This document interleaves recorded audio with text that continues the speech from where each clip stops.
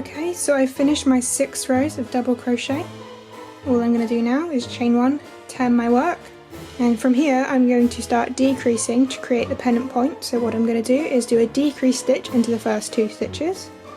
To do that I'm going to yarn over, go into that first stitch, yarn over, pull through the first 2 stitches, yarn over, pull through the first 2 loops, yarn over, go into the next stitch, yarn over, pull through the first 2 loops again, and then I'm going to pull through all 3, and that makes those 2 into a 1. And then I'm going to crochet along 1 double crochet in every stitch until I reach the last 2 stitches, where I'm going to do another double crochet decrease.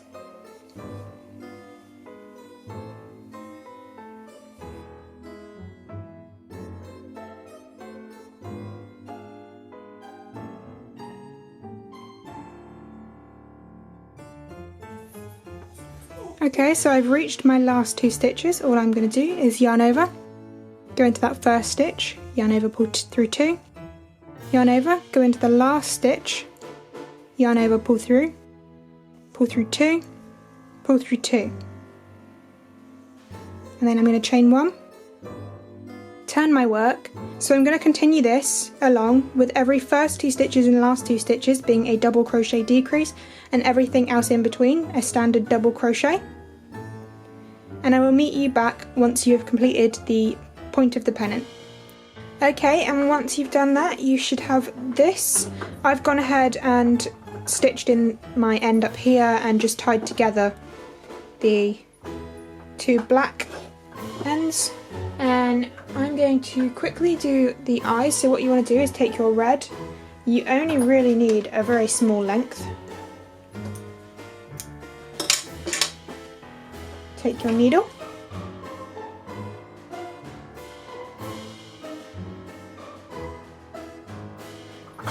sorry if you can hear chewing in the background, my dogs have just had their lunch and they've got their chews at the minute. And then all you're going to do is decide where you want the red in your eyes, and I'm just going to do a really simple, I think it's called a bead stitch, but it's basically a chain stitch without a chain. And then I'm just going to take that down there.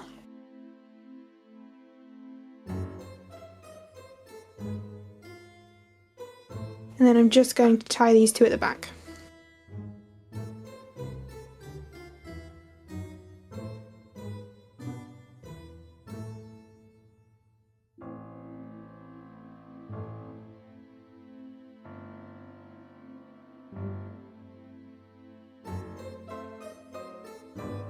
So there's one, and I'm just going to do the other one.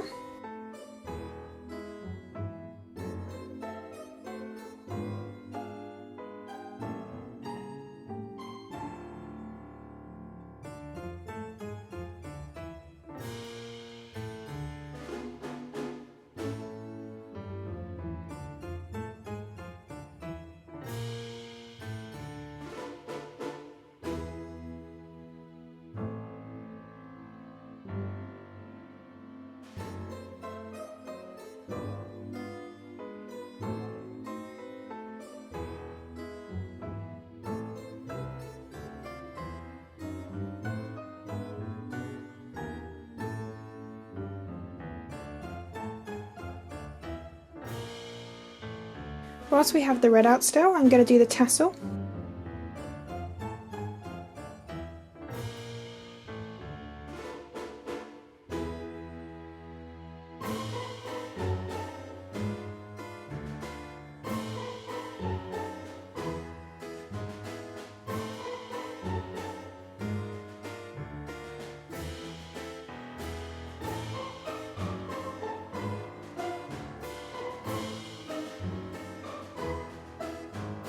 Okay, so I've gone ahead and added my tassel, and all you need to do now is take your grey and your hook, and we're just going to slip stitch to add the bandagey kind of look. So I've just put my hook through and pulled my yarn on. I'm going to go into that next stitch, yarn over, pull through, and then pull through. Through, yarn over, pull through, and pull through.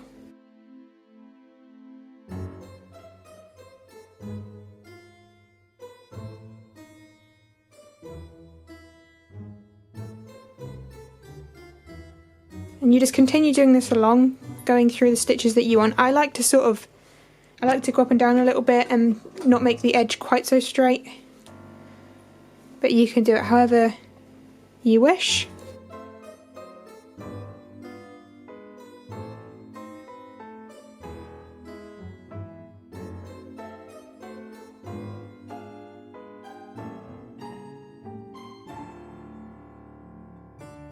And then to end, you're just gonna yarn over and pull up a loop.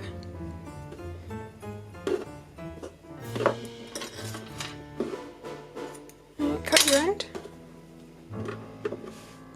And what I like to do on the other side, and I suggest not pulling too tightly around the edges or you will pull your work in,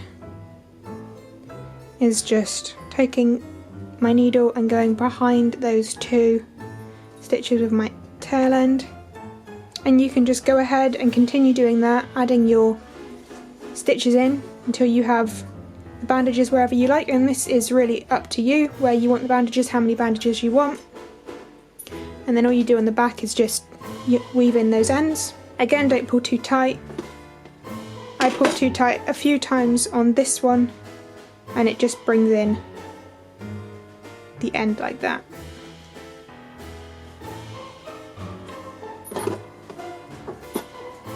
So I'm going to do another row.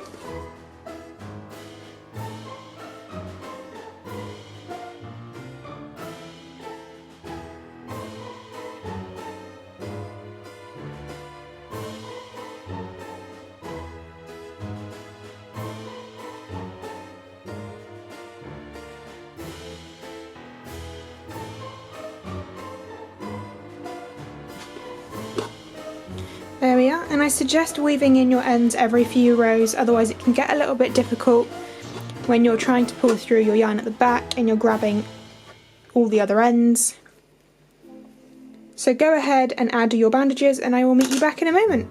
Okay guys, so once you've done that, all you need to do is add your rod and you are all done. I did a few less stitches on this one than I did my original one. That's just to show you that you can do this really any way that you like. I won't be adding a rod to this one today, only because I have currently run out of dowel. However, if you rewatch my Frankenstein tutorial, you can see how you add that rod. That is the end of today's video. Thank you guys so much for watching. Please do like and subscribe. There is more on the way, so please stay tuned for those. I'm having so much fun creating the patterns for my Halloween wall hangings. I hope you guys are enjoying following along with me. I know Halloween isn't everyone's favourite thing. There will be more to come going into November and Christmas. So please do subscribe. If you have any questions or any comments, please do leave them below. I will do my best to answer. I hope everybody has a lovely day and I will see you all next time. Bye!